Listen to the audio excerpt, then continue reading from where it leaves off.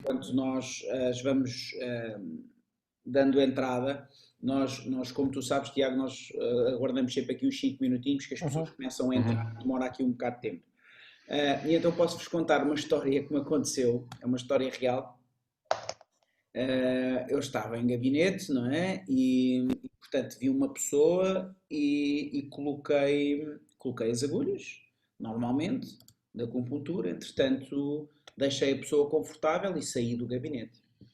Passado cerca de 10, 15 minutos, nós voltamos sempre para perceber como é que a pessoa está, se está bem, se damos aqui um toque nas agulhas. E nessa altura em que eu entro para ver se está tudo bem com a pessoa e para rodar as agulhas, a pessoa olha para mim e diz-me e pergunta-me que, oh Nuno, esta agulha aqui do cotovelo está no sítio certo? Bem, quando ela disse aquilo, o que é que eu pensei? Bem, a agulha está-lhe a doer, se calhar, ela se calhar moveu o braço, está-lhe a doer, e pronto, a forma como ela tem de exprimir é perguntar se a agulha está no sítio certo. E eu só para não dizer de caras que sim, não é?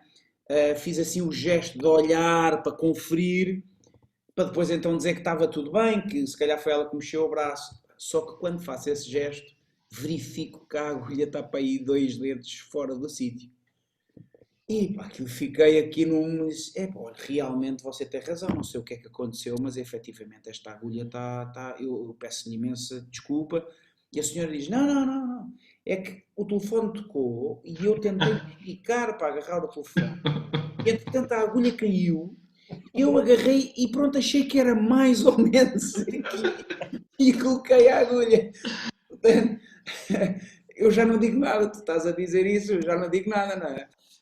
Vamos comprar uma caixinha de agulhas online, entretanto faz a consulta, ora, estão 2 dedos do pulso, ó, vá, põe aí. Vê-te aí. O que aconteceu, portanto, se a senhora estiver a ouvir ou for a ouvir este vídeo, vai-se rir porque sabe quem foi. Está mais ou menos no sítio. Mais ou menos assim. Isso é Olha, tipicamente Tuga. exatamente. Tuga que é Tuga desenrasca sempre. Exatamente. Oh, Rui, acho que está aqui uma ideia para uma. Rui e Tiago, aqui uma ideia para uma live. Juntarmos aí uns quantos terapeutas a contar histórias, porque Oi, eu não faltaria nas histórias. eu tenho muitas. Ai, ai. Mesmo muitas. Sim, era capaz de ser interessante. É capaz de ser muito interessante. Vocês sabem, devem saber que há um grupo no Facebook, um grupo fechado, sobre pérolas médicas, onde os médicos fazem exatamente isso, contam uns aos outros as pérolas que vão ouvindo e vendo, não é? Portanto, era capaz de ser engraçado. Vamos começar um grupo, pronto. Ok, muito bem. Então, Rui, vamos a isto ou não? Vamos começar então? Então vamos lá. Então, sejam bem-vindos a mais uma conversa Inner Balance Way. Gratos por estarem aqui connosco. Espero que tenham tido ou estejam a ter uma excelente semana e que possam ter tido a oportunidade de rever as nossas últimas conversas que estão na página do YouTube Inner Balance Way. Até porque relembrar-se e reforçar certos pontos é sempre importante. E, portanto, aqui vai uma dica. Quero relembrar também que estas conversas visam reforçar o conceito do Inner Balance Way, que não é mais do que contribuir para a construção de uma vida plena em harmonia entre o interior e o exterior, em que o desenvolvimento do autoconhecimento, a descoberta do nosso eu verdadeiro, a saúde física, mental e espiritual, são as bases para esse caminho. Dito isto, quero dar as boas-vindas ao Tiago Santos, o nosso convidado de hoje, que nos irá esclarecer algumas questões, como qual a necessidade do desenvolvimento do terapeuta, pode um terapeuta ajudar as pessoas a crescer, ou pode um terapeuta crescer ao ajudar as pessoas, melhor dizendo, quais os principais obstáculos no desenvolvimento do terapeuta, enfim, entre outros pontos que iremos nós, de certo, aqui desenvolver nessa nossa conversa. E passo agora a palavra então ao Nuno, para que possamos dar então início a essa conversa e esta partilha que irá ser veras interessante, ok? Então, bem, obrigado, Rui. Então, bem-vindos a todos, bem-vindo, Tiago, obrigado por teres aceito este nosso convite. Antes de mais, gostava, se fosse possível, que te apresentasses ao público. Eu sei que tu tens um grupo de seguidores que seguem o teu trabalho já há algum tempo, mas temos também aqui algumas pessoas que se calhar não te conhecem e fará sentido apresentar-te para que toda a gente fique no contexto, ok? Portanto, Tiago, se puderes. Posso sim. Antes de mais, agradeço o convite. É um privilégio estar aqui. Mais do que estar a falar e a esclarecer, será antes a falar e partilhar, porque é mais nesse sentido de partilha que eu acho que é interessante. E falando um pouco de mim, eu costumo dizer que sou apenas o Tiago, com toda a complexidade que isso pode ter. Para além daquilo que possam ser as funções que nós possamos em algum momento praticar, é importante nós mantermos sempre um vetor daquilo que nós somos como seres humanos. Porque há aqui muito esta dinâmica de eu ser a função que eu faço, ser a profissão que eu executo e não tanto eu ser o Tiago, ser humano, e há aqui quase que uma veste mística, o tal fato do mágico, em que nós parece que temos que vestir aquela jaleca para nós então entrarmos dentro desta dimensão daquilo que são as nossas funções. E naquilo que existe, para além da prática terapêutica, onde eu me coloco mais, a base é a hipnoterapia, a ferramenta como hipnose que se propõe fazer com que a pessoa possa viajar dentro dela, possa aqui, não como as pessoas por vezes imaginam, que eu vou hipnotizar as pessoas no sentido de manipular, de alterar a mente, de fazer alteração de crenças, mas sim muitas das vezes deshipnotizar, onde as pessoas vão identificar os condicionamentos que possam existir nelas próprias e, sabendo qual é a intenção positiva que existe nestes condicionamentos, poderem fazer escolhas mais congruentes com aquilo que é a sua necessidade, a sua demanda emocional. E aí é onde eu me coloco, que é ajudar as pessoas a que elas possam descobrir quais são os mecanismos mais úteis para que elas executem essa deliberação de demonstrar o seu ser mais intrínseco. Então será dentro daquilo que é a terapia a parte principal. Ok, muito bem. Como sempre, com uma abordagem sóbria, mas humilde. À parte disto tudo, o Tiago tem uma série de outras formações que optou por não falar, mas é aquilo que eu gosto de chamar, pela observação que faço e que tenho feito do caminho do Tiago, um eterno aluno e o interno insatisfeito no sentido do conhecimento e do querer aprender mais, não é? E por isso acho que faltou dizer isso, portanto fica aqui a minha menção. Então, Tiago, então para começarmos, eu acho que este tema é muito interessante, talvez também porque trabalho com terapias, talvez me toque um bocadinho mais.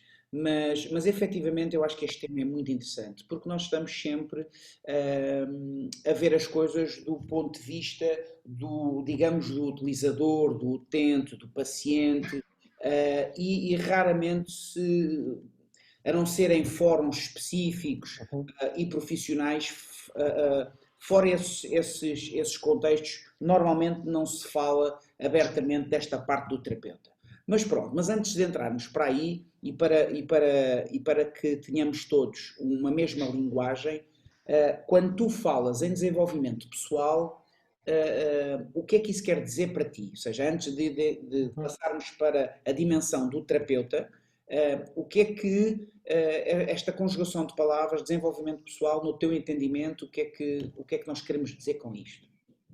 Sim, aqui essa forma do desenvolvimento pessoal até é uma dinâmica que, ao fim e ao cabo, eu diria que só há um desenvolvimento, que é o pessoal. Aqui será uma redundância.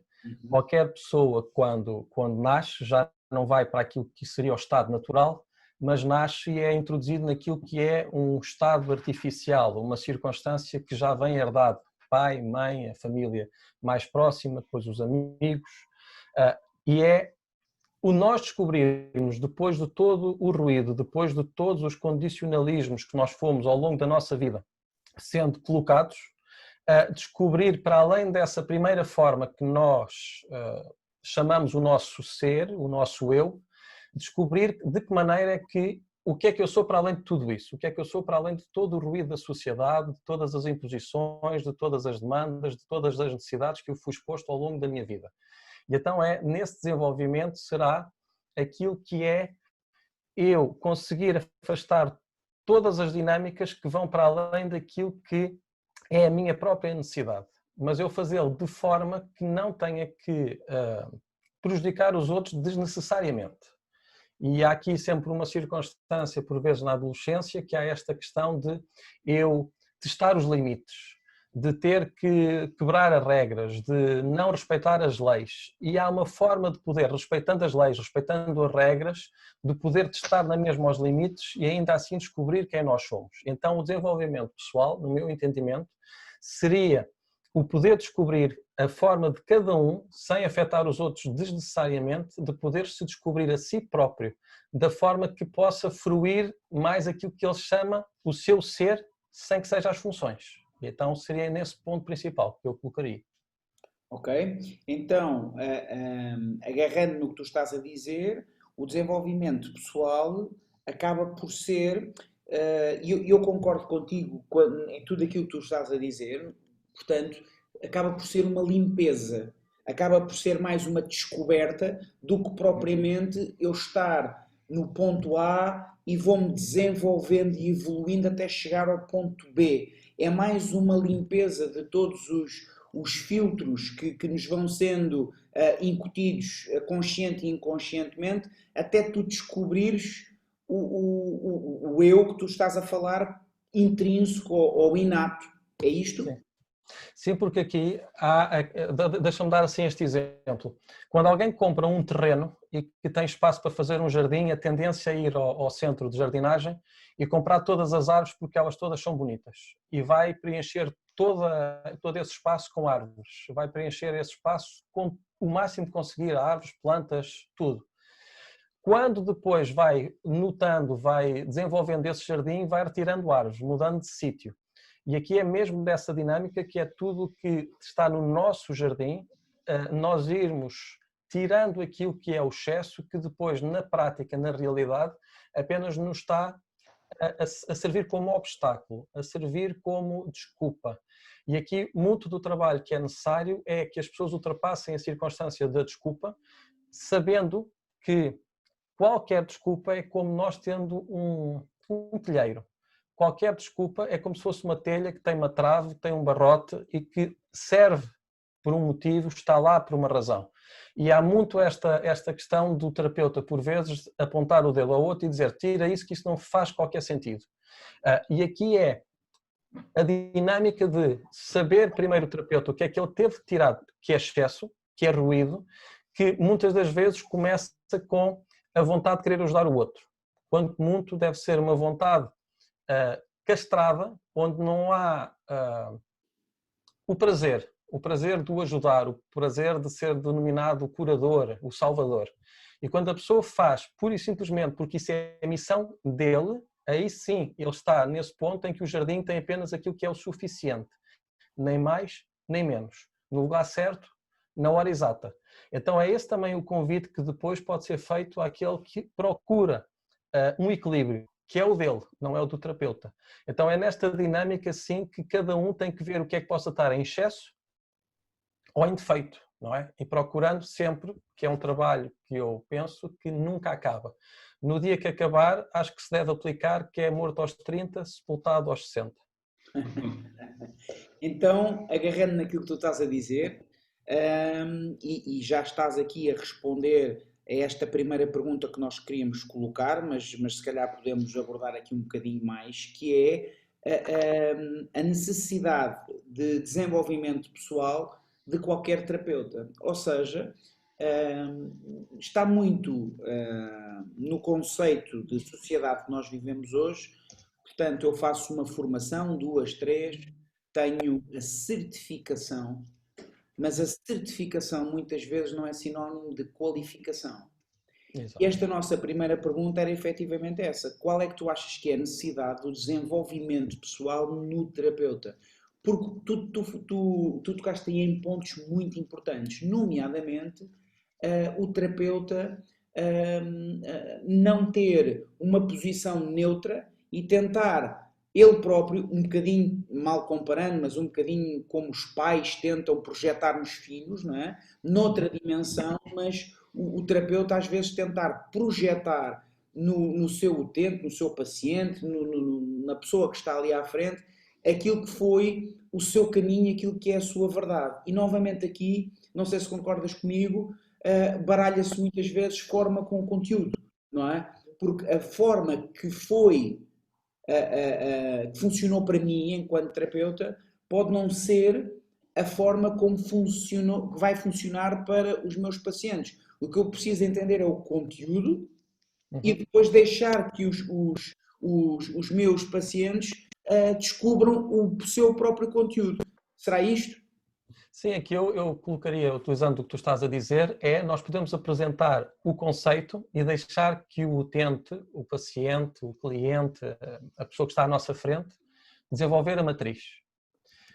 E se a pessoa tiver aquilo que são os ingredientes para desenvolver a sua matriz, o conceito está sempre preservado. E aqui muitas das vezes as pessoas querem doutrinar em que tem que ser esta a matriz, mas depois está vazio de conceito. Aquilo que preserva realmente e que eu acho que é bastante útil é que tudo aquilo que a gente possa fazer não viola aquilo que é a dignidade individual que é preciso preservar. E é tão fácil nós estarmos a ajudar com uma mão e a tirar a dignidade com a outra. E depois aí a pessoa fica desprovida e há uma história muito antiga de um médico que foi fazer formação em hipnoterapia e que foi lá alguém que tirou-lhe a circunstância do fumar, depois tirou-lhe a circunstância de mascar pastilha, depois do beber, então foi-lhe tirando os sintomas, até um ponto em que a pessoa depois chegou ao último que não era preciso fazer nada, cometeu suicídio. Porquê? É tantas pessoas a cuidar de tirar a teia da aranha e tão poucas aquelas que estão inquietas em ir ver onde é que está a aranha e nem sequer pensar em matá-la, porque isso é a primeira fase. É convidar a pessoa que ela observa a aranha e ela decidir o que é que quer fazer com essa aranha. Se mantê-la, se tirá-la, porque às vezes essa aranha vai criar uma teia que vai apanhar os mosquitos. E isto é preciso ter um ecossistema muito eficaz que se possa ter nesta dimensão que é útil e é necessário que as ferramentas que nós possamos disponibilizar a alguém, pelo menos sirvam para nós, para aquilo que são as nossas dimensões, para aquilo que são os nossos desafios, e elas têm que ser testadas. Na falta de não serem testadas por nós, têm que ser já testadas por um grande número de pessoas e que isso pode ser, hipoteticamente, transmitido através de uma formação ou várias formações. Agora, uma coisa é a técnica, outra coisa depois é a arte que se desenvolve na aplicação dessa técnica. E aí é que são os elementos fulcrais que é necessário o desenvolvimento humano, mais do que pessoal, desenvolvimento humano, que é a pessoa contextualizar-se não na sua dimensão, da sua demanda, da sua necessidade, daquilo que é a satisfação do seu ego, mas sim ver-se num sentido mais lato, mais abrangente, que é quem sou eu manifestado através das pessoas que eu presto apoio e que eu acompanho. E aí depois é que pode ser útil quando isso é-nos devolvido, no sentido de nós sabermos quem nós somos pelas pessoas que podemos acompanhar, porque elas manifestam na sua individualidade. E aí é que eu acho que é muito interessante e que se ceia, porque há muito o quintal, não é? Eu tenho o meu quintal, outra pessoa tem outro quintal e ninguém pode pôr o quintal em pé alheio. Quando eu acho muito mais interessante o conceito de aldeia. Eu não vou chegar à dimensão total de toda a sabedoria. Mas, se eu estiver junto com outras pessoas, juntos sabemos tudo. E aqui nesta dimensão que eu acho que é importante, que é como é que nós podemos fazer para além daquilo que é a circunstância mecânica de ir fazer formações só por fazer formações e que eu tire uma formação. Que há uma grande diferença em que eu já tenho formação, já tenho experiência e vou tirar uma formação de um fim de semana ou uma semana ou 8 dias ou o que quer que seja. Outra coisa é eu não ter bagagem nenhuma e vou tirar essa formação e passei a ser especialista. E eu acho que a primeira circunstância de alguém que é especialista é assumir-se como não sendo. Porque se a pessoa se assumir apenas nesta dinâmica que cada caso é um caso e que eu vou ter que analisar esse caso e tratá-lo como a individualidade que ela exige, aí o sucesso está ali à porta, porque o sucesso é construído pela pessoa que vai efetivamente praticar essas ferramentas, não é o terapeuta, porque o terapeuta não cura. Então, ó, Tiago, agarrando aqui naquilo que tu estás a dizer e principalmente aqui na pergunta que o Rui fez, na tua opinião e seguindo esse raciocínio, qual é que seria a relação perfeita, digamos assim, entre o terapeuta e o cliente e porquê? Uhum. Bem, aqui, primeiro que tudo, de neutralidade naquilo que é as escolhas do cliente, mas dedicação e empenho que essas escolhas sejam as melhores para que ele atinja aquilo que é o seu desejo. E há uma grande diferença, e é preciso acompanhar o cliente naquilo que é uma fantasia, um projeto e um desejo. E as pessoas pensam que é tudo igual. Um projeto pode ser eu querer ir à França, e no final de eu ir à França, se eu não tiver mais nada na minha vida, eu não sei o que é que eu vou fazer, porque é um projeto, tem um começo, meio e um fim. Um sonho já pressupõe um conceito, que pode ter até aquilo que é um legado, aquilo que vai para além de mim. E a pessoa pode ter esse sonho, concretiza esse sonho, não interessa o tempo, interessa que durante todo o tempo ele está na senda, na busca para concretizar esse sonho. Uma fantasia é a pessoa não fazer nada, mas estar com todo o contexto de que poderia fazer e que vai ter muito sucesso. Então, será útil que a pessoa possa dizer: tudo quanto tu escolhas, para mim é a tua escolha, eu acompanho, eu sigo a teu lado, mas eu não decido por ti. Há muito terapeuta que tu devias divorciar-te da tua mulher, tu devias divorciar-te do teu marido. Alguma vez, mas tu admites uma coisa dessas. E aqui estamos a violar uma circunstância que é a integridade do outro indivíduo. Eu não tenho que estar a contaminar com as minhas crenças aquilo que é o percurso do outro indivíduo. Então, aqui é necessário, para que esse conceito exista, o porquê é essencial, por uma coisa. Porque se nós fizermos o contrário, vai haver uma catástrofe extremamente trágica. Porque eu, se fizer isso, vou ser responsável pelo aquilo que são as consequências da pessoa.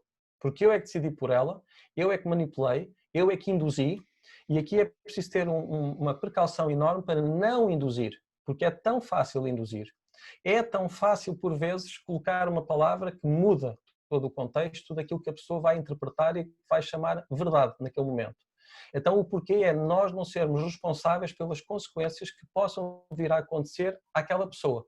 Esse é o porquê essencial.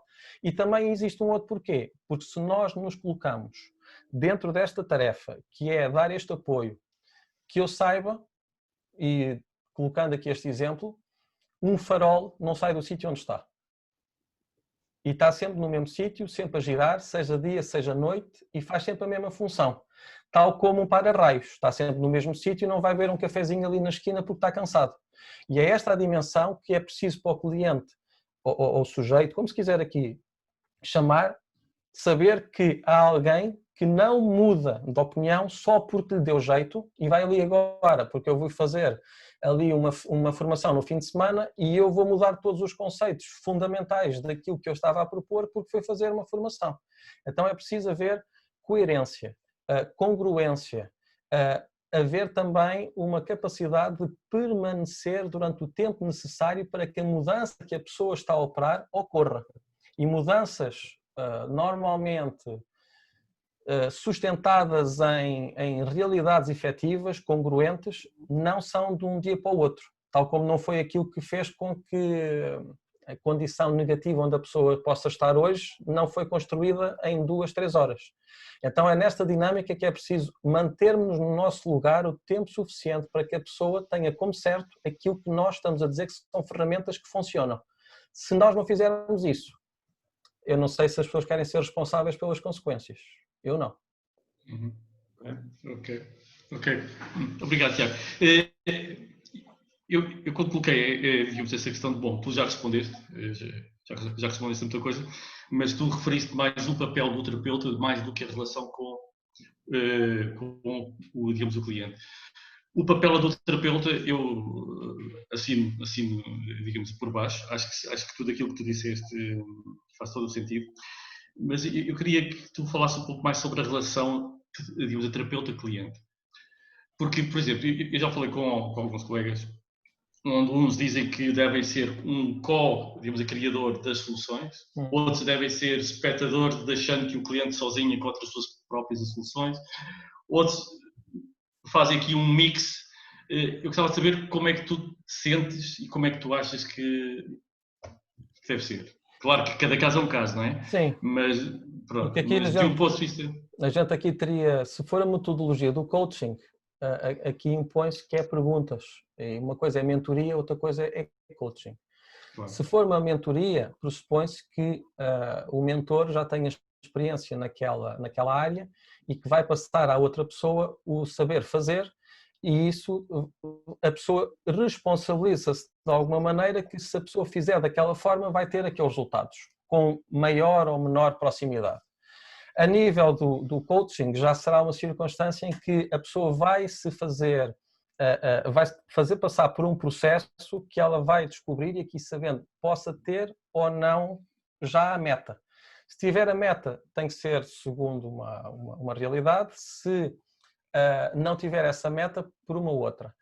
No final, eu acho que, por vezes, é necessário, conforme vai evoluindo o processo, não quer dizer que aconteça com todas as pessoas, mas ser aquela pessoa que muitas das vezes diz aquilo que ninguém tem coragem para dizer, que escuta aquilo que ninguém tem coragem às vezes de escutar. Ser como um espelho, nem acrescentando, nem diminuindo, refletindo apenas aquilo que está ali, e a pessoa depois, imaginando que tem um pelo no olho, ela olha para esse pelo, tira o pelo ou não, mas apenas foi refletido.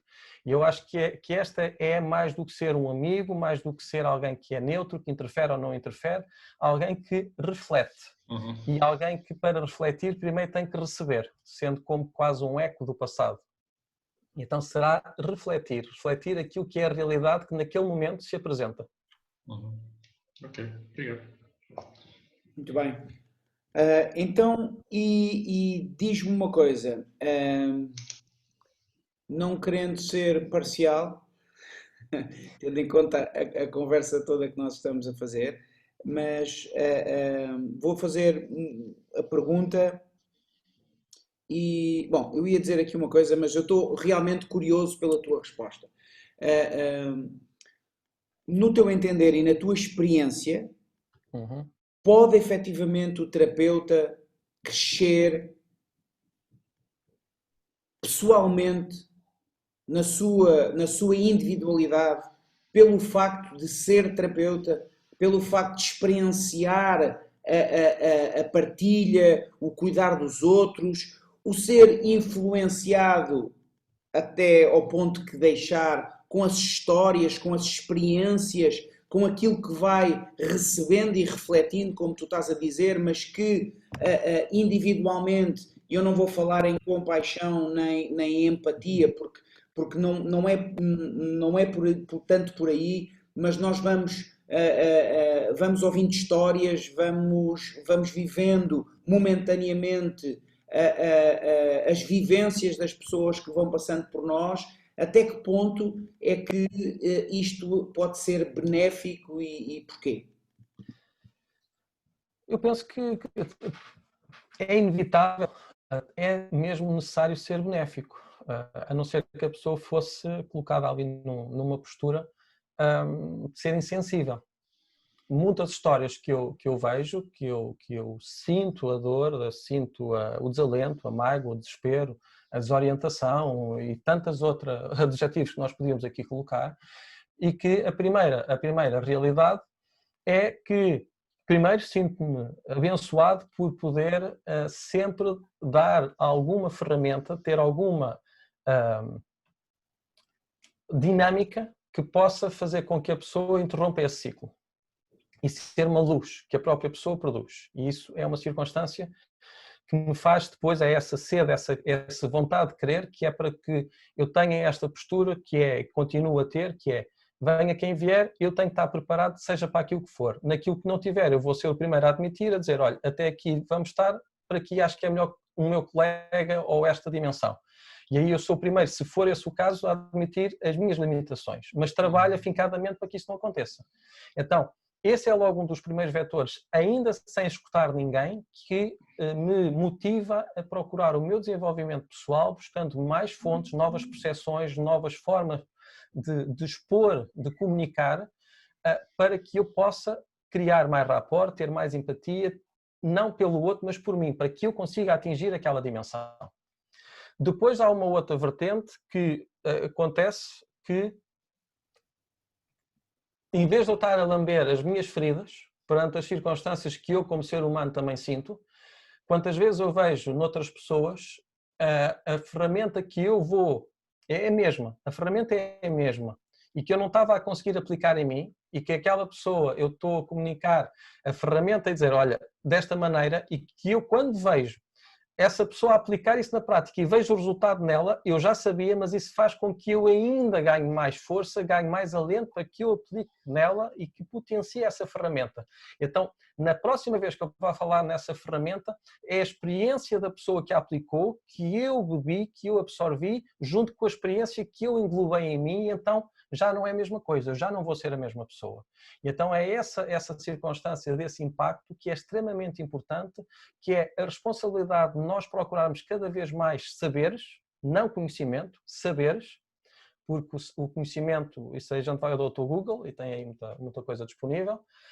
Outra coisa é o saber, e depois dentro do saber a capacidade de administrar no tempo certo, durante o tempo necessário. E aí faz toda a diferença. Não fazer isso e colocar numa dinâmica em que não se aprende nada faz-me lembrar um filme, que eu não sei qual é o nome, que era um médico cirurgião em oncologia. E ele passava milhares de cirurgias todos os anos e que ele era uma máquina. Entrava, saía, vai embora, entrava, saía, vai embora. Até o momento que ele passou pelo processo em que ele próprio teve um cancro e ele próprio entrou no sistema e ele próprio foi tratado como ele tratava os outros. A partir desse momento, a vida dele mudou, porque ele sentiu na pele aquilo que era aquele sistema. Então ele foi a mudança que depois operou no sistema para ficar mais humanizado.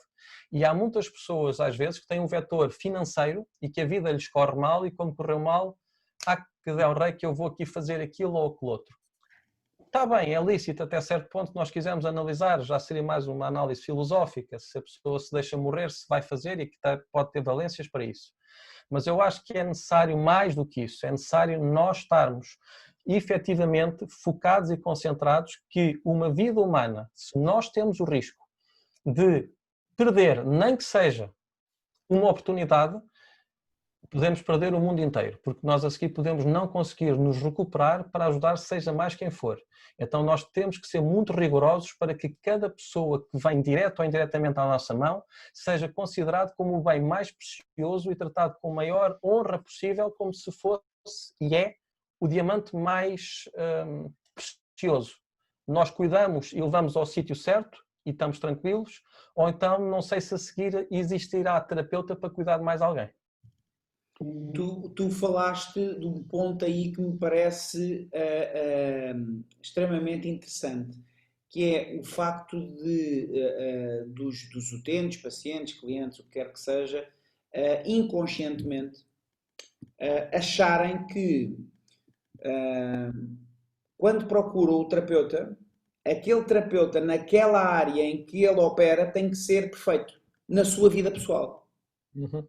E tu deste aí o exemplo exatamente ao contrário, ou seja, quando tu, pelo teu saber, estás a apresentar uma ferramenta a uma pessoa que até consegue interiorizar e até consegue realizar e até consegue atingir resultados, e como tu disseste, tu vais agarrar até nessa experiência e vais ganhar mais força para aplicares essa mesma ferramenta em ti e na tua vida.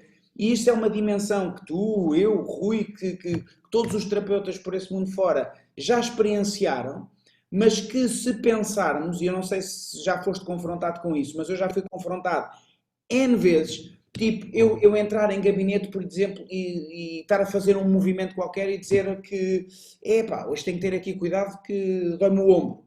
E a pessoa dizer assim, dói-lhe o ombro?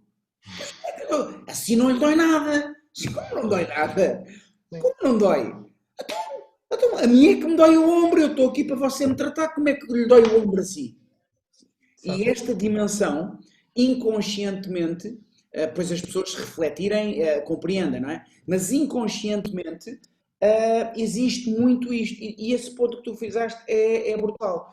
Eu não sei se tu tens concordas com isto, se não, se já experienciaste isto ou não, mas comigo é mato.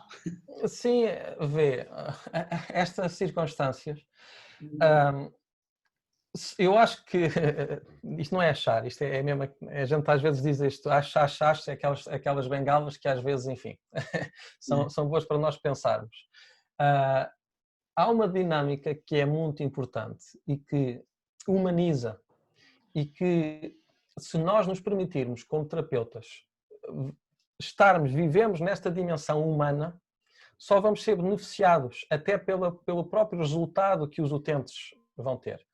Porque se eu fosse super, isto é quase a mesma coisa que eu chegar aqui, imaginando neste paradigma, se eu fosse Jesus Cristo, não é? Que eu toco e faço, epá, qual é que era a dinâmica que eu podia dizer? Veja, assim, eu compreendo perfeitamente o que você está a passar. E a pessoa diz, compreendo como? Você mete a mão e cura, não é? E aqui é esta circunstância que eu refriso sempre, que as pessoas às vezes, você é um curador. Eu posso aplicar a técnica, posso limpar a ferida, seja ela emocional ou outra, quem cura é o corpo. Tal como imaginando que há um corte, eu meto o medicamento, faço a desinfecção, faço o curativo. Fazer o curativo não significa curar. O corpo é que depois vai ter essa capacidade. Porque vai deixar de gastar aquilo que é a sua energia para deixar com que o barco não se afunde. Como a gente deixa de ter um rombo no barco, a energia é redirecionada para aquilo que é ir para o equilíbrio.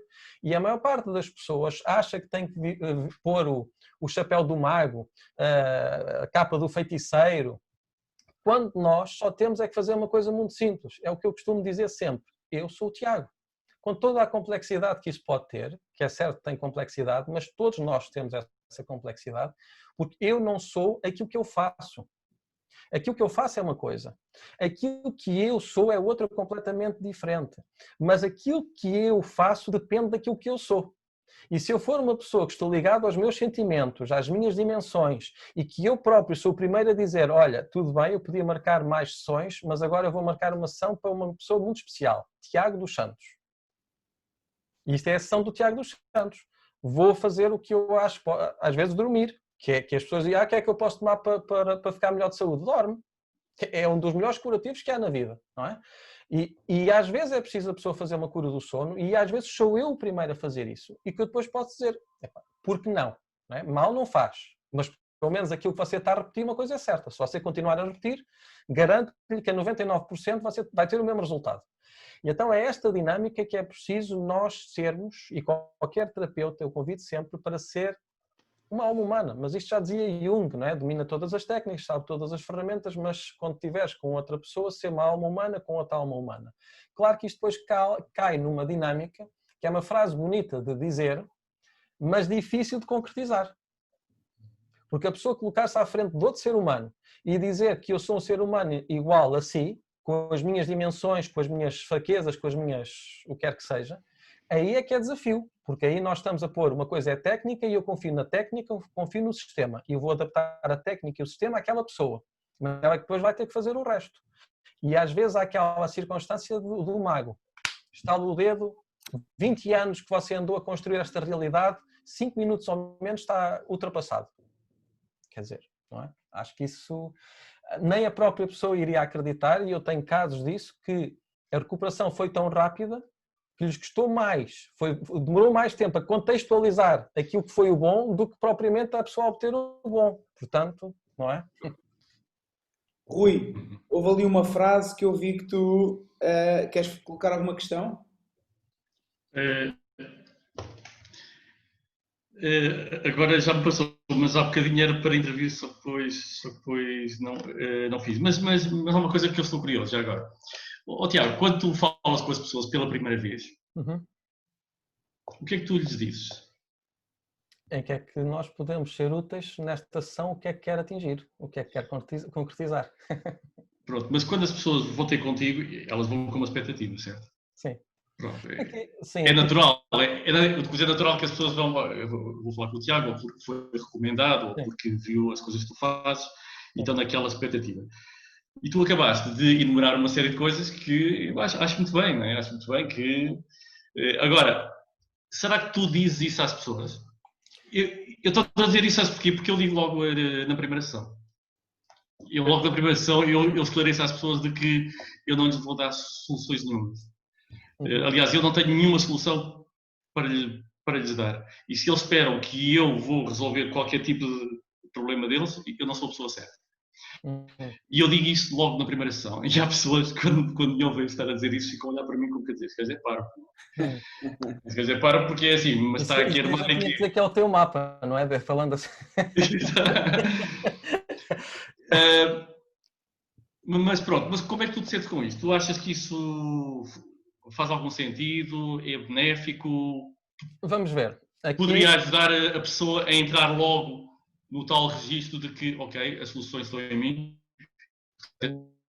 vai ajudar.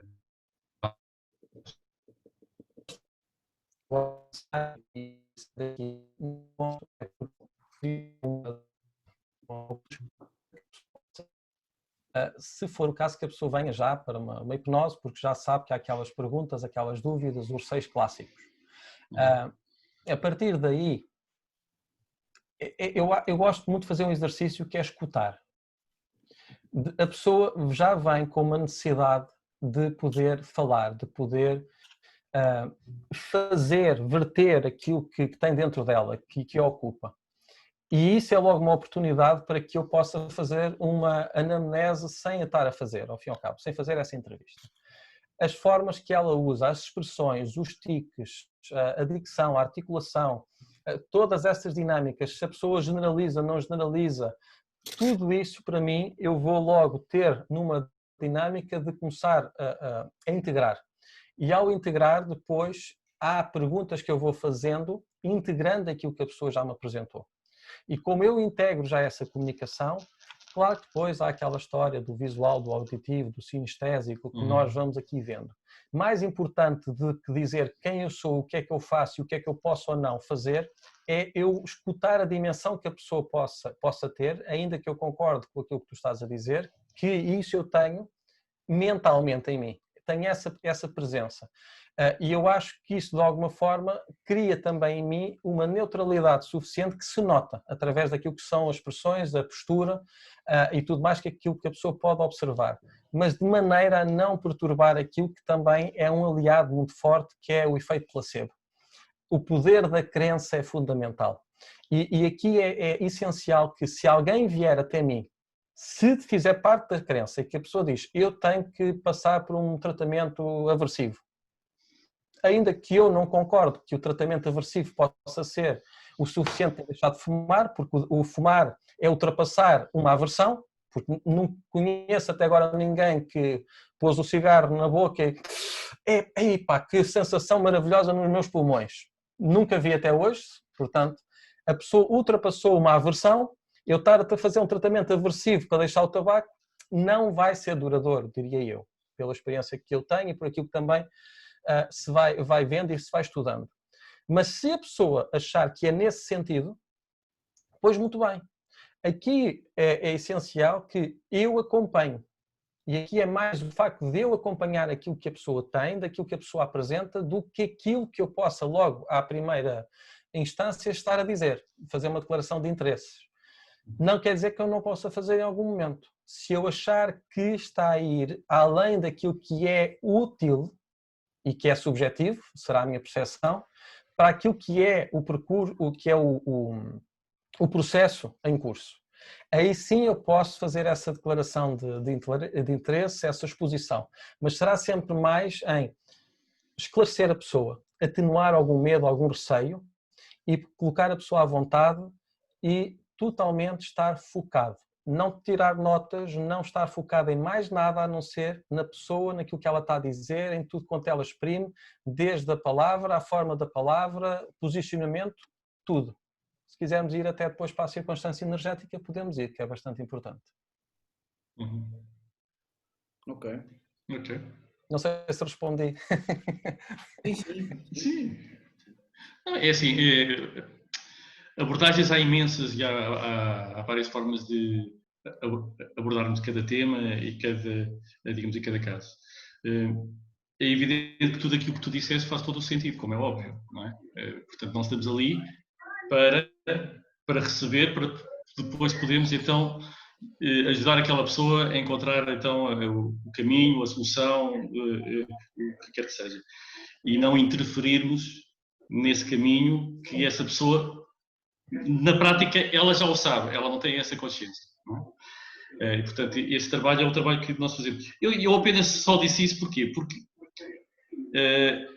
o que eu tenho reparado muitas vezes é que as pessoas vão com uma ideia pré-concebida de que, pronto, eu vou falar aqui com este plano, não é? E este plano agora vai-me dizer, então, o que é que eu tenho que fazer, como é que eu vou fazer, ou seja, têm uma ideia pré-concebida de que nós estamos ali para lhes resolver tudo e mais alguma coisa, para lhes dizer tudo e mais alguma coisa, e aquilo vamos-lhe facilitar a vidinha, de maneira que eles saiam de lá e a vidinha deles vai ser 5 estrelas. E eu, durante muito tempo, pronto, sem ter, ou vá lá, se calhar de uma forma inconsciente, alimentava isso. Porquê? Porque eu não interferia muito nisso. A certa altura, achei que, epá, eu vou acabar isto logo de raiz.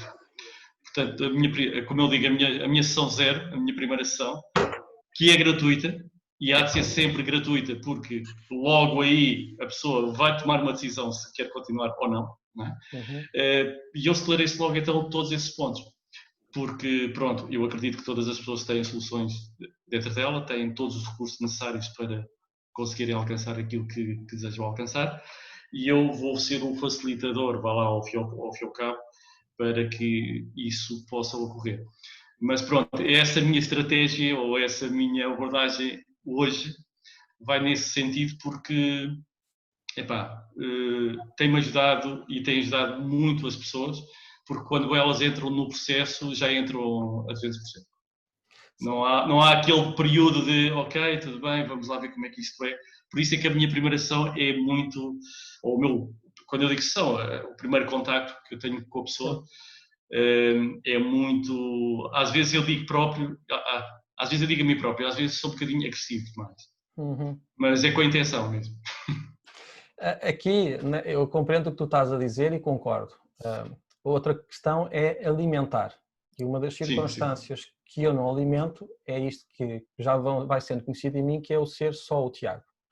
Porque aí quebra essa dinâmica de uma forma simples, que é, eu não sou guru, não sou todas essas nomenclaturas, não é que elas estejam erradas, não tem muitas das vezes, é um alicerce objetivo na sociedade ocidental, porque se nós formos analisar isso na sociedade onde isso existe, tem todo um alicerce, todo um contexto bastante útil. Aqui não alimentar eu concordo. A dinâmica, segundo eu percebi, tu trabalhas mais na parte do coaching, não é? Sim, fundamentalmente sim, coaching e mentoring, sim. Pronto. Aqui, onde eu me coloco mais a minha dinâmica é dentro da hipnoterapia. E dentro da hipnoterapia eu pretendo sempre, desde a primeira sessão, que pelo menos, idealmente, a pessoa saia mais apaziguada. E então há uma questão que eu faço sempre o possível para que na primeira sessão não seja só anamnese, quase nunca é, que ser anamnese e logo introduzir trabalho, com algumas técnicas bastante dinâmicas que entra dentro daquilo que é psicoterapia. E então há esse diferencial, porque se for no coaching, aí, claro, se a pessoa chegar que nem sequer tem uma meta, nós, se calhar, vamos ter que ver, fazer uma roda da vida, não é? Porque a pessoa não tem a meta, para ver qual é que é o sítio onde se encontra. Outra coisa já é no conceito de hipnoterapia, que, regra geral, a pessoa já vem com a dor identificada. Seja uma fobia, seja uma adição, seja N realidades, já vem com esse trabalho ou com essa identificação, ainda que possa às vezes não ser efetivamente aquilo que é o que o aflige, não é? Não poucas vezes a pessoa diz que é A e depois nós, quando vamos a ver, é XPTO. Mas a pessoa, não é XPTO, é mesmo A. E ok, está tudo bem. Portanto, há muitas circunstâncias que aqui colocam, mas não é um ponto que eu discordo daquilo que tu estás a apresentar. De acordo com o processo, muitas das vezes é necessário fazer essa exposição, principalmente na parte do coaching, e também no mentoring eu também acho bastante conveniente, porque não é por eu ter passado por um processo e ele ter resultado, eu não sou aquela pessoa não sou eu. Nem o tempo onde eu estou a fazer é o mesmo tempo onde a pessoa vai estar a fazer. E então há parâmetros que se alteram e a pessoa é preciso saber diferenciar aquilo que é o processo dela daquilo que foi o meu processo. E aí eu concordo plenamente com aquilo que tu estás a dizer, que é necessário aí dividir, separar as águas. Ok. Só mais uma questão. Já tiveste algum caso, quase certeza que tiveste, não é? Algum caso em que tiveste que interromper o processo e dizer à pessoa, olha, temos que ficar por aqui? Tiago, desculpa lá, antes só de responderes, eu queria só aproveitar para dizer às pessoas para colocarem perguntas no bate-papo, ok? Nós vamos continuar a falar se não houver perguntas, mas podem escrever as perguntas que nós colocamos.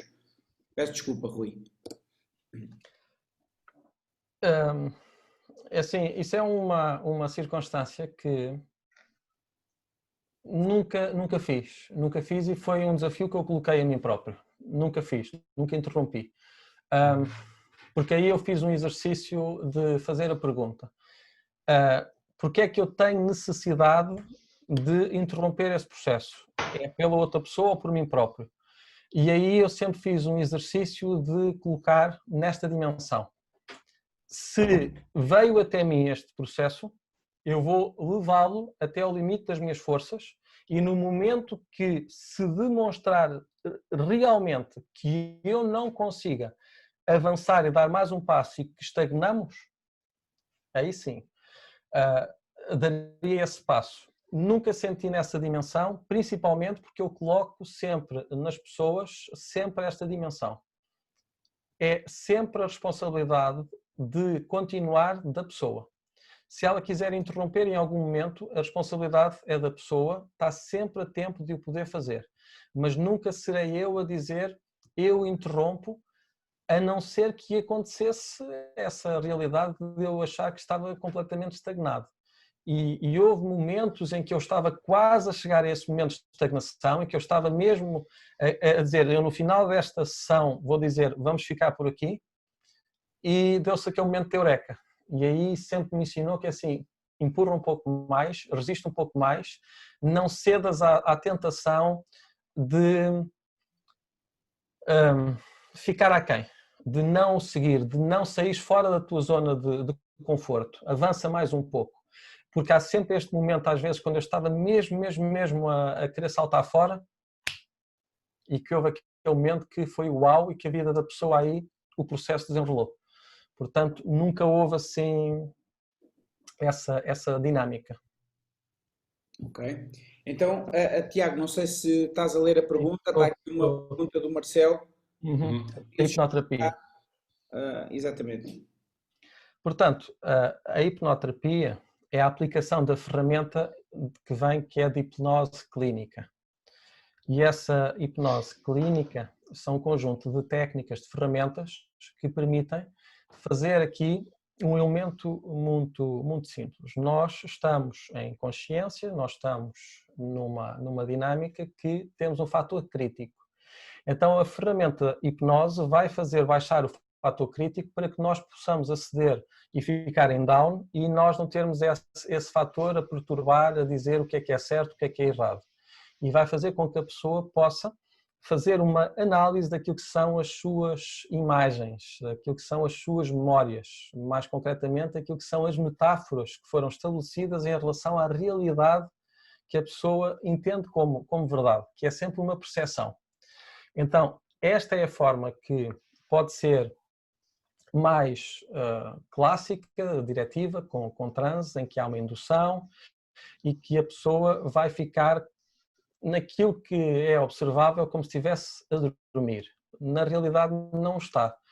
E então, nesse momento, a pessoa está mais suscetível. E ao estar mais suscetível, vai poder estar disponível para considerar a realidade que lhe é percepcionada de formas diferenciadas, fazendo e tendo a oportunidade de criar um novo registro no seu manual de instruções, por assim dizer, para simplificar. Então, este conceito vai fazer com que a pessoa tenha a oportunidade de interiorizar, de ir aos recônditos do seu ser, do seu subconsciente, para poder aceder a essas memórias e depois fazer delas aquilo que possa ser mais útil para aquilo que é o seu dia-a-dia. Ok, muito bem. Assim, não sei agora, se ele depois tiver uma pergunta mais específica, como é que funciona, posso aqui depois elaborar. Marcelo, não sei se o Tiago respondeu à tua pergunta, poderás responder aqui no bate-papo para sabermos se queres mais alguma explicação. Entretanto, enquanto não aparecem mais questões, vamos avançar aqui. E na tua opinião, bom, temos aqui uma pergunta já da Susana Oliveira, quais as consequências menos positivas? Aqui faz-me lembrar uma vez uma cliente minha, que é aquilo que ela tinha medo e se isto resulta eu consigo ser feliz. Foi uma que sempre ficou marcada, registada. Porquê? Porque muitas das vezes nós não sabemos o que é que devemos de fazer à nossa vida depois dos obstáculos que nos limitam serem ultrapassados. E dentro daquilo que existe dentro da hipnoterapia, a hipnoterapia não vai mudar as crenças, não faz manipulação, apenas faz salientar aquilo que são as melhores habilidades das pessoas para poderem fazer frente àquilo que são os seus desafios. E é nesta dinâmica que, havendo os cuidados adequados por um técnico que esteja ciente daquilo que está a fazer, que, por exemplo, dando esta nuance, se houver alguém que seja aqui, que sofra desta condição de, como é que é agora, deixa eu ver se eu estava aqui de baixo e agora fugiu-me, que tem problemas por causa das luzes, como é que tem às vezes? Epilepsia. Então, alguém que tenha essa condição de epilepsia, um dos cuidados é que nós não vamos, dentro daquilo que são as ferramentas, estar a utilizar para visualizar luzes. Porquê? Porque mesmo visualizando pode explotar uma crise. Então, há certos cuidados que uma vez, e isto vem da anamnese, saber como é que a pessoa está, se sofre de alguma condição ou não, há cuidados que são tidos em conta, como alguém que sofre de depressão profunda, nós não vamos usar sugestões como peso mais profundo, mais negro, cada vez mais profundo, cada vez mais pesado. Então, há circunstâncias que nós vamos ultrapassar e introduzir de formas diferentes para obter o mesmo resultado de relaxamento progressivo. E aí nunca há essas consequências menos positivas, a não ser depois não saber fazer aquilo que a seguir vem, que é poder viver tranquilamente sem que aquela condição o afete e limite a vida como limitava. Ok. O Marcelo respondeu que estava esclarecido, não sei se a Susana ficou esclarecida, mas o que eu ia dizer é, avançando aqui para o último ponto que nós tínhamos falado, na tua experiência ao longo destes anos enquanto terapeuta, quais é que tu achas que são os principais obstáculos no desenvolvimento pessoal, não é, do terapeuta? Bem, o principal é o elemento financeiro, por dois vetores. Por um lado, às vezes, a bons terapeutas falta aquilo que é a alavancagem suficiente para se manterem durante o tempo suficiente para serem conhecidos. E isso é um desafio, porque por vezes os bons profissionais não são tão disponíveis para se comunicar, para se propor, para se dar a conhecer, e isso dificulta. Por outro, temos também o elemento financeiro na mesma, que é aqueles que só se fixam no financeiro, só se fixam em quanto é que eu vou ganhar, quanto é que este processo me vai dar e como é que eu posso aqui fazer para ter ainda mais nome para o meu processo ficar ainda mais caro. Não é para eu ser mais eficaz, é para eu poder cobrar mais. E de todos, eu acho que esse é o mais desafiador, que é aquele que depois vai alimentar o mau ego, dentro da dinâmica que vai substituir uma crença por outra. Eu acho que por vezes é curioso, porque as pessoas por vezes vão substituir há muito na religião principalmente, mas isto não é exceção, não é exclusivo da religião, em que eu já tive a oportunidade de contactar com muitas pessoas do meio e que uma das perguntas que estava sempre é: se isto é a tua versão como religioso, eu nem sequer quero imaginar a tua versão se tu não fosses religioso. Portanto, há esta dinâmica que é: se isto é tu como terapeuta, imagino se tu não fosses. E eu sou dos primeiros a dizer que é assim: pá, eu tenho um péssimo feitio, péssimo. Eu sou como uma roseira. Se me apertam, eu tenho lá alguns espinhos. Epá, e é chato para às vezes quem aperta, não é? Mas também, às vezes, eu sei que tenho que ter cuidado de não crescer para cima da outra pessoa que é alheia a tudo isto e que eu não me transforme no chatitioner, não é? E que nós vamos aproveitar em todo momento e mais algum para contar aquilo que é a nossa dinâmica e nós promovermos que, e eu já passei por isso, dói-te a cabeça, queres que eu te tire a dor de cabeça?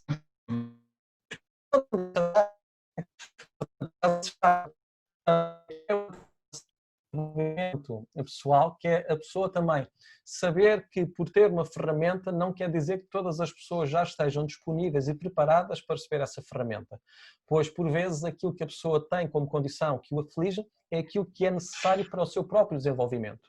E aí é outro vetor, que é nós não podermos nem estarmos disponíveis para fazer terapia a todos, a todo momento e em qualquer sítio e lugar, ainda que o possamos fazer. Haver uma forma da pessoa saber onde, quando e que a pessoa tem que pedir. A pessoa tem que se demonstrar disponível para receber aquela opção terapêutica. Noutra dinâmica é o terapeuta tem que também desenvolver estratégias para se resguardar. Queira ou não, é uma pessoa que está exposta a muitos vetores de exigência, seja ela energética, seja ela de comunicação, do diz que diz, de todo um mundo que gira à volta e que é muito fácil para derrotar alguém, basta uma coisa muito simples, que é encher o ego. E qualquer saco que estiver vazio vai mais cedo ou mais tarde cair para o lado, não é?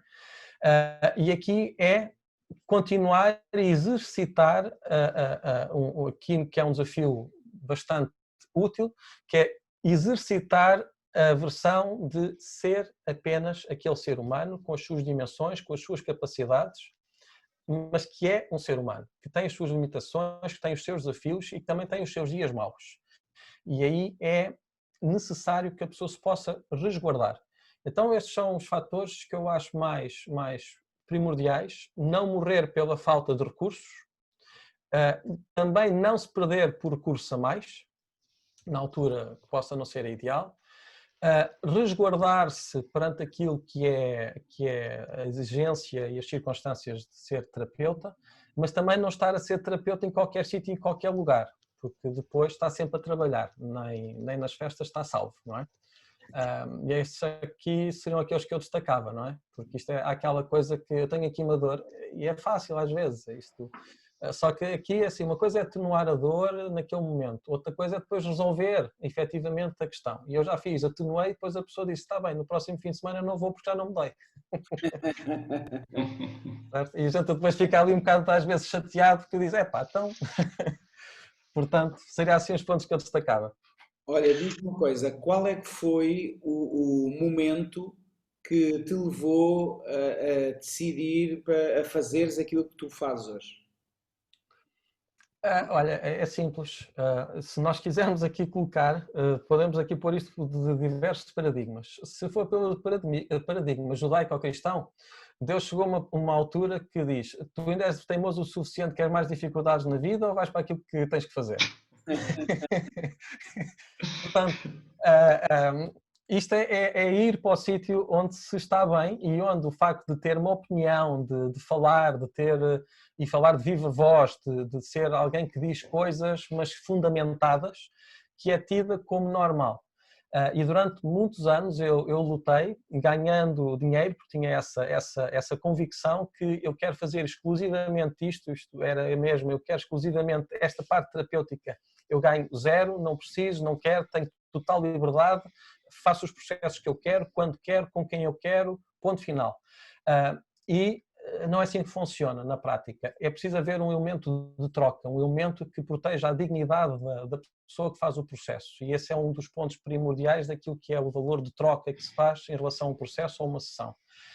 E então foi o chegar a um momento de exaustão, de dizer não vale a pena mais estar a gastar o meu tempo em tantas outras coisas, que eu sou bom, sou capaz, sou competente, mas aonde eu me sinto feliz, onde eu sou verdadeiramente útil e posso fazer a diferença que conta, é se eu estiver focado, especializado só nisto e nada mais em outras coisas.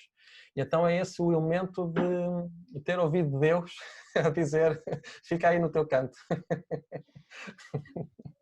Ok, muito bem. Já agora, Tiago, o que é que fazias antes? É assim, tanta coisa, o que é que assim, eu fiz muita coisa, mas a principal sempre foi gestão e formação.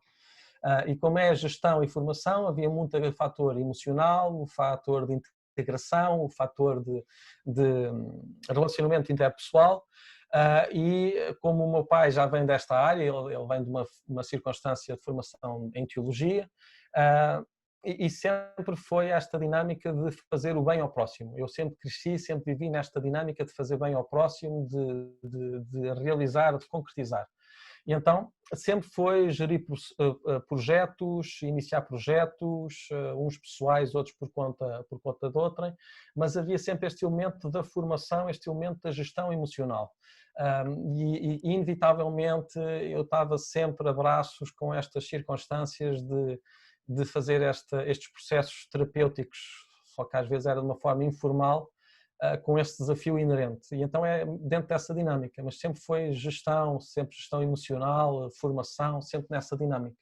Claro que depois também passei por todas as outras circunstâncias de ter que ganhar uns cobres e também servi às mesas, também andei no balcão, também fiz 30 por uma linha, que foi uma experiência que eu valorizo muito porque me deu a concreta realidade que, por isso é que eu costumo dizer sempre mesmo isto, que há muito aquela resposta clássica, o que é que faz? Eu ajudo pessoas. E eu sempre coloco que é assim, também a pessoa que serve um café, também a pessoa que limpa a mesa, também ajuda pessoas. Todos nós ajudamos pessoas em funções diferentes. E isso deu uma perspectiva de eu ser mais humilde, de ser eu mais eu, naquilo que eu tenho a dimensão, de dizer que por vezes faz todo o sentido. E partilhando isto, por exemplo, eu já tive, não tanto como eu gostaria, mas num dos workshops que eu tive do Nuno, a informação que lá foi dada, para mim foi preciosíssima. Porquê? Porque preencheu certos espaços, vamos dizer, vazios, ou seja, que estavam mesmo à espera daquela informação e que aquela informação encaixou e que nunca mais passou ao lado. E há outras formações que eu já tive a oportunidade de fazer, e que aquilo foi mais uma repetição de qualquer coisa, que é interessante, mas não deixou de ser repetição. E eu acho que aqui o vetor muito importante é que nós possamos, dentro daquilo que depois é a nossa experiência, que nós não sejamos enciclopédias ambulantes, mas sejamos aquilo que um professor tem que ser, que é transmitir aquilo que é a matéria com aquilo que é a nossa a experiência pessoal, de termos passado por aquela experiência, de termos sentido, notado e mergulhado nesse mar e sobrevivido. E aqui eu acho que é o mais interessante, é aquele que se atirou ao mar mais bravo e conseguiu sobreviver. Nesse eu digo, ok, vamos falar de mar que tem tudo quanto para mim é interessante, porque isso interessa-me, porque também o mar onde eu normalmente tenho que mergulhar também não é assim lá muito suave. Então é muito nesta forma que eu acho que é importante. Todos nós ajudamos alguma pessoa, todos nós fazemos alguma coisa que é útil, se nos expusermos a isso. Até o ladrão que assalta, não é? Ajuda muita gente. Ok. Tiago, olha, Rui, acho que se calhar está... Vamos à altura das perguntas críticas aqui.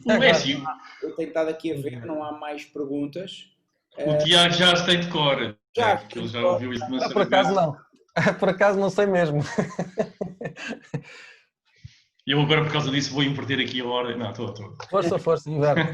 Vai ao desafio. Então, Tiago, são 5 perguntas. que eu vou pedir a tua capacidade de síntese, Ok. mas respondes da maneira como tu achas que tens de responder. Então a primeira pergunta é: qual é a tua ação diária que mais contribui para a tua paz interior? Visualização criativa e positiva e fazer a meditação diária que eu comecei a partilhar com todas as pessoas. É aquilo que mais contribui até para o meu desenvolvimento, porque também é um desafio. Um desafio de eu fazer um exercício, de me expor, de fazer uma coisa que era pessoal, fazê-la de uma forma livre, a cada um poder participar. Okay.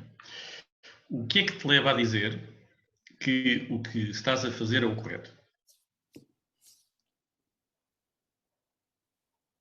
Primeiro que tudo, o feedback que as pessoas me podem dar.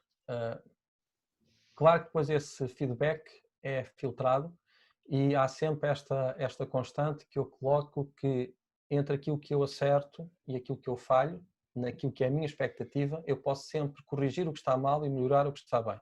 Então aquilo que me diz que eu estou certo é que eu estou sempre a corrigir o que está mal e a melhorar o que está bem, focando naquilo que é a percentagem de concretização, não me focando naquilo que falhou somente. Okay. O que é que aprendeste com a última dificuldade que enfrentaste e como isto te fez evoluir como pessoa?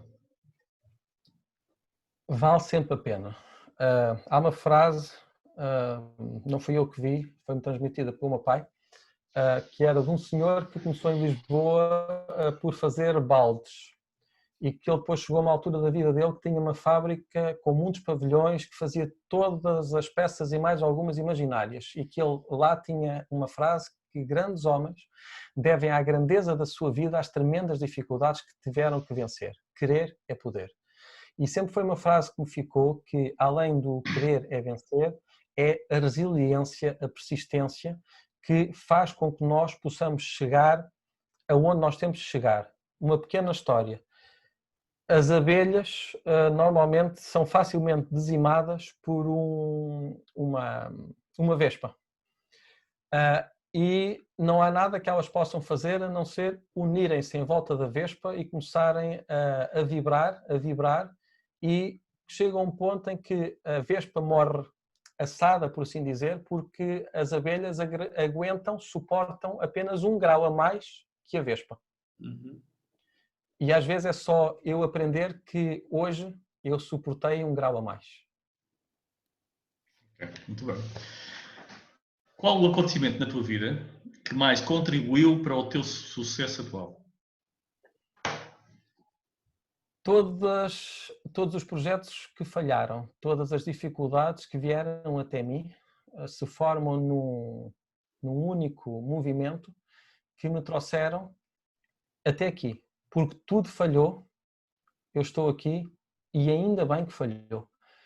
Foi difícil, foi desafiante, doloroso muitas das vezes, porque quantas vezes eu estava bem alto e fui como que aquele rapaz que ia com as asinhas de cera, e eu aprender na ir muito alto para que as asas não derretam, na ir muito baixo que o mar umedeça as asas, é um desafio. Então é essa circunstância aí que é voar na altura certa e às vezes acompanhado, porque quando nós voamos acompanhados faz toda a diferença, porque aí vamos longe. E mais fortes. Exatamente. Última questão. Como sabes se o teu propósito, a tua missão, é aquela que deves levar em conta? Porque eu já muitas das vezes me dei em casamento a outros valores, a outras dimensões, projetos que eu acreditei e que fiz tudo por tudo quando estava ao meu alcance e mais além, e depois fiquei órfão de pai e de mãe, neste sentido figurado, em que as pessoas partiram para outro projeto, para outras dimensões. Então, como eu já paguei um preço muito elevado por ser o Tiago que eu não era, mas o Tiago que outros desejavam ser, eu agora aprendi que mais vale a pena mesmo ser o Tiago. Com tudo tem de bom e de mau, aprendendo e melhorando a cada instante. Mas será nessa vertente.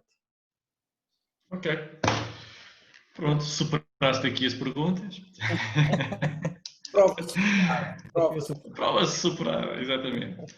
É assim, se vamos estar a perguntar a mais alguém, se alguém tem alguma questão a colocar ao Tiago, aproveitem, porque o Tiago tem muitos anos disto, e, portanto, pode-vos ajudar a esclarecer. O marido do Sr. Fernando está a falar. Não. Sim, olá Maria do Céu, Carla, ali.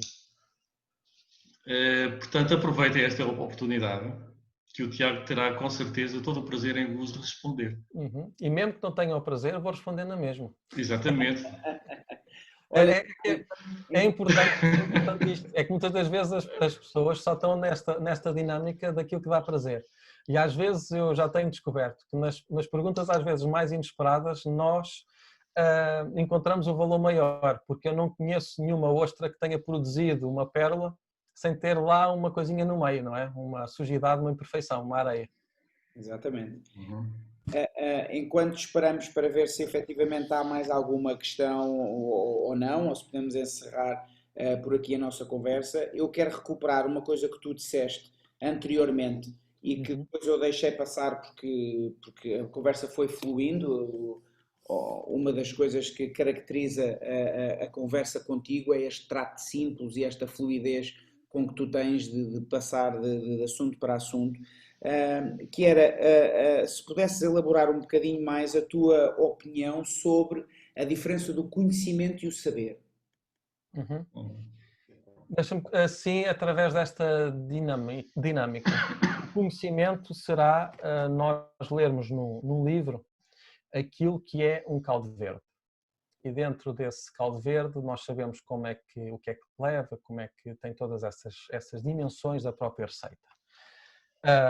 E se nós depois formos confrontados com aquilo que é efetivamente um caldo verde na prática, se nós não tivermos experimentado as diversas receitas, seja de caldo verde, seja de outras dimensões, nós não vamos ter aquilo que é a qualificação de vida e objetiva daquilo que nos está a ser apresentado.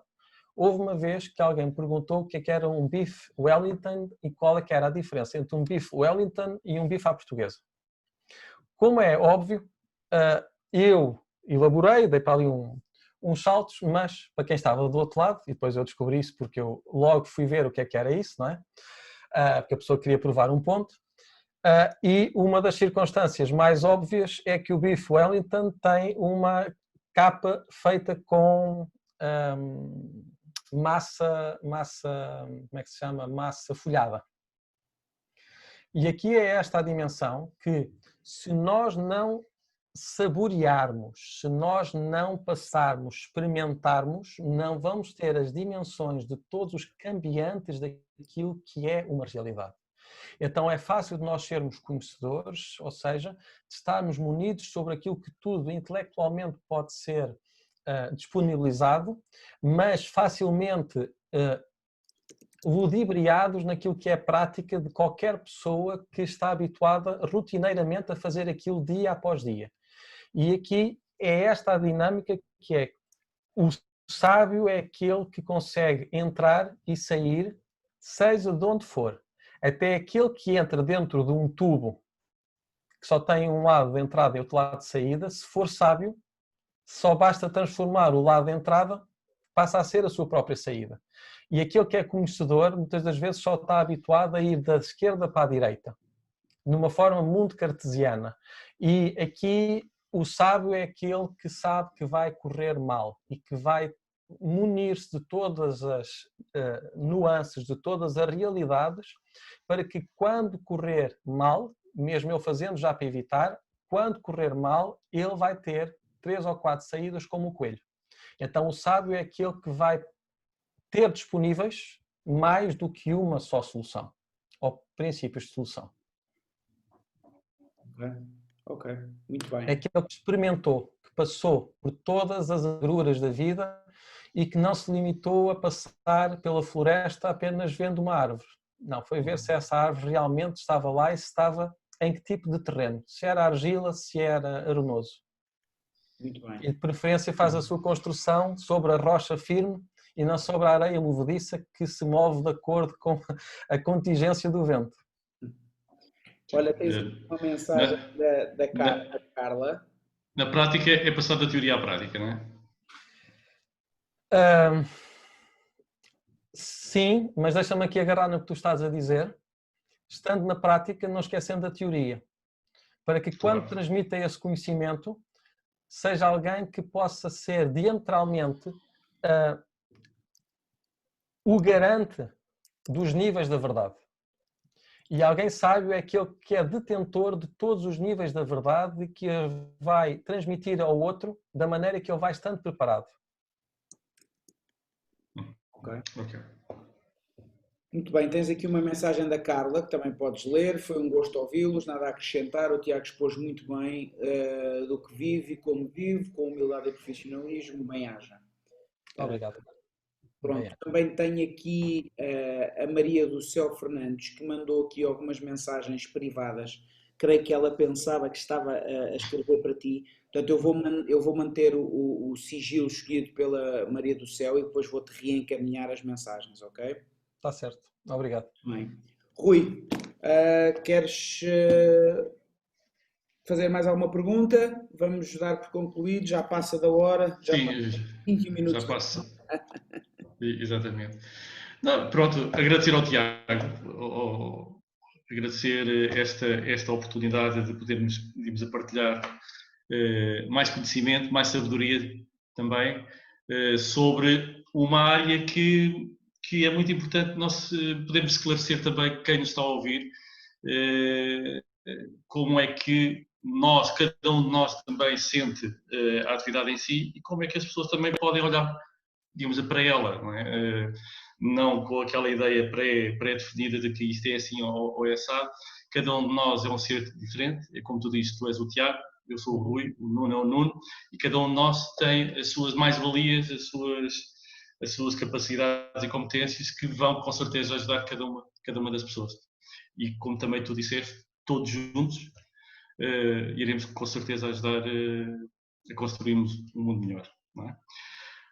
Sim, aqui deixa-me colocar esta consideração, agradecendo também a vossa disponibilidade e a vossa simpatia em me receberem.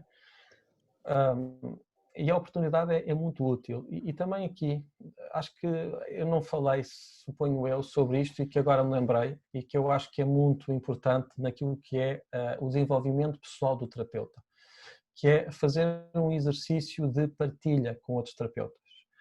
O mundo, infelizmente, por um lado, porque muitos mais terapeutas são necessários para poder acorrer a toda a população que existe, que necessita destas ferramentas, e partilhem.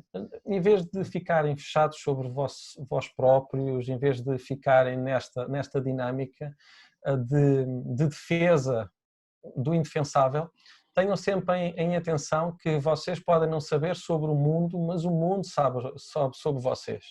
E aquilo que às vezes vocês estão aí a segurar com tanta veemência, a fazer segredo, toda a gente sabe desse segredo. Ninguém se importa com isso.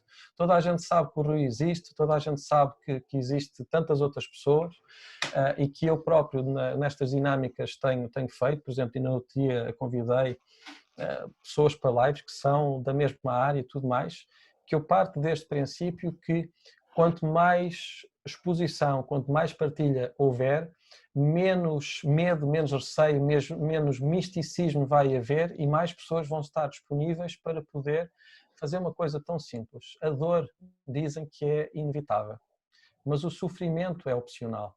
Só que este opcional às vezes é bastante desafiante quando as pessoas têm como única opção levar um carimbo que são o que quer que seja e vão estar presos a uma medicação a vida inteira.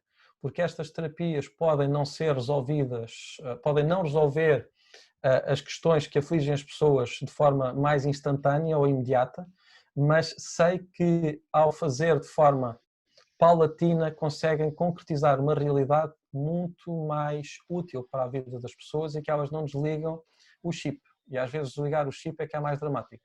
E aí é esse convite que é partilha. Sim, senhor. Muito importante a partilha entre terapeutas que tão poucas vezes se vê e é tão útil. Olha, Tiago, deixa-me também agradecer a tua presença, teres aceito este nosso convite. Efetivamente, abdicaste de uma das tuas lives para estar aqui, fizeste aqui uma sintonia, não é? Obrigado por isso. Queria novamente, e como tenho feito sempre desde o início, publicamente, enaltecer o trabalho que tens feito nesta altura de pandemia e das pessoas estarem fechadas em casa, de confinamento, estava-me a faltar a palavra, de confinamento, e partilhávamos antes de começar a live que já são 80 e qualquer coisa dias, não é? Sim, 83, qualquer coisa assim. 83 dias com duas lives diárias, portanto já passámos as 160 lives. Inevitavelmente, no outro dia eu falava com uma pessoa, não acerca de ti, mas sobre o mesmo assunto das partilhas, e alguém me dizia que pá, eu não gostei nada desta ou daquelas. Não é isso que está em questão, não é? Aqui em questão é, novamente, não é a forma, é o conteúdo, é o dar-te e o partilhares e o dares de ti numa altura em que se calhar também podias optar por, como tantos outros fizeram, e está tudo bem, não é? Não tem problema nenhum em aproveitares este confinamento e recolheres-te e estás com a tua família e aproveitares de outra maneira, e tenho a certeza que tu, pela pessoa que és, encontraste espaço também para fazer isso, mas essa partilha acho que tem sido de louvar e pronto, e por isso queria-te agradecer também, não só por isso, mas também, como é lógico, pelo teu conteúdo. Nós resolvemos dar-te esse destaque e dizer-te hoje és convidado, não convidas, és convidado, porque acho que faz sentido. Da minha parte, é isto. Muito obrigado. Obrigado a todos os que nos estiveram a assistir e obrigado a todos aqueles que ainda vão assistir depois no nosso canal. E pronto, despeço-me assim. Passo a palavra então ao Tiago para se despedir. E é isto. Obrigado a todos. Quero dar um enorme bem-aja. Bem-aja. Eu ainda não tive o gosto de me cruzar com o Rui de forma pessoal para a gente poder ter uma partilha, mas por aquilo que eu tenho visto vai ser certamente uma experiência excelente. Mas quero agradecer esta dinâmica que vocês têm estado aqui, daquilo que eu tenho conseguido acompanhar, tem trazido temas e assuntos e pessoas com muita qualidade naquilo que têm partilhado, que acho muito interessante. É sempre desafiante, porque nunca se agrada a todos. Quem está nesse propósito não vai conseguir, vai falhar, porque aqui o propósito não é agradar, o propósito é existir conteúdos alternativos. E agradecer por vocês fazerem parte numa dimensão mais lata, por fazerem parte da minha família, por fazerem parte daquilo que também é a construção da Matilde enquanto ser humano, enquanto ser social, enquanto todas as dimensões daquilo que ela pode vir a atingir, e isso para mim significa muito todo o contexto, todo o espírito, toda a forma como vocês aqui colocam Ohana, não é? Ohana. Sim, Ohana. E eu acho que isso é muito interessante e importante, porque está em escassez. Aquilo que é a família extensa, isso daria já para outra live, a família extensa está em ataque, está a desaparecer rapidamente, e que temos famílias monoparentais que são presa fácil para todos os interesses que andam por aí. E o facto de haver alguém, para além da família de sangue, alguém que se dedica incansavelmente a colocar-se além de todos os vetores, e que há sacrifício pessoal muitas das vezes, mas que esse sacrifício pessoal é tido como que uma extensão daquilo que nós somos e fazemos. E aí eu quero deixar uma nota de apreço por todo esse trabalho que é feito, quer individual, quer coletivamente. O meu bem-aja. Obrigado. Muito obrigado. Muito obrigado. Um bem-aja grande para ti também. Bom, e até breve. Até breve, claro que sim. Até breve. Grande abraço. Tchau, Rui.